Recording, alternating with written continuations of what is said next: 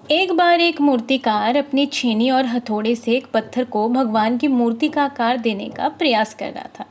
जैसे ही वो छेनी पर अपना हथौड़ा चलाता, पत्थर चिल्लाने लगता, कहने लगता कि मुझे मत मारो, मुझे दुख हो रहा है, तकलीफ हो रही है, पीड़ा हो रही है, मुझे मेरे हाल पर छोड़कर तुम यहाँ से चले जाओ। मूर्तिकार ने उस पत्थर से कहा कि मुझे बहुत अच्छे से पता है कि तुम्हें बहुत ज़्यादा दर्द हो रहा है, तकलीफ़ हो रही है, पीड़ा हो रही है। इस तकलीफ़ को अगर तुमने आज नहीं सहा तो जीवन भर तुम यहीं इसी प्रकार से पड़े रहोगे। तो उसने कहा कि मुझे पता है कि तुम में आगे बढ़ने की अपार संभावना है। मूर्तिकार ने उसको हर कोशिश करके देख ली समझाने के लिए, लेकिन वो समझा ही नहीं। उसने कहा कि नहीं नहीं, मुझे दर्द हो रहा है। मूर्तिकार ने अपने औजार उठाए और फिर से वो पत्थर के ऊपर अभी मारने ही लगा था कि पत्थर फिर से चिल्लाने लगा, गिड़गिड़ाने लगा, विनती करने लगा कि नहीं नहीं नहीं नहीं, मुझे आप मेरे हाल पे छोड़ दो, आप चले जाओ, मुझे जीवन का पाठ मत पढ़ाओ, मुझे ये दर्द नहीं सही जाती।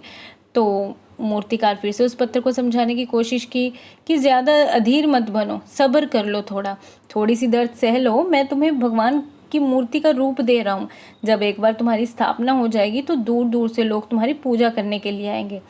लेकिन पत्थर ने उस मूर्तिकार की एक भी बात नहीं मानी और वो चिल्लाता रहा।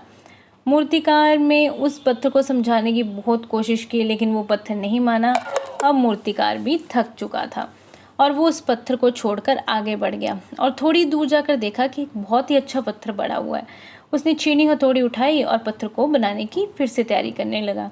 मूर्तिकार ने छीनी और हथौड़े का वार दूसरे पत्थर पर जारी रखा। दूसरे पत्थर को भी दर्द हुआ, तकलीफ भी हुई, लेकिन उस पत्थर ने बर्दाश्त कर लिया और देखते ही देखते थोड़े समय के बाद उस पत्थर ने भगवान की मूर्ति का रूप धारण कर लिया।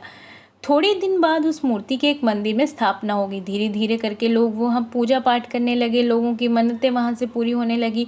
वो मंदिर बहुत ही ज़्यादा प्रसिद्ध हो गया। अब धीरे धीरे करके दूर दूर के गांव से लोग पूजा पाठ करने आने लगे। फिर एक दिन उस पत्थर को उसी मंदिर में लाया गया और उसे कोने में रख दिया गया। अब लोग आते, उस पर नारियल फोड़ते। ये कोई और पत्थर नहीं बल्कि वही पत्थर था जिससे दर्द नहीं सहा जा रहा था।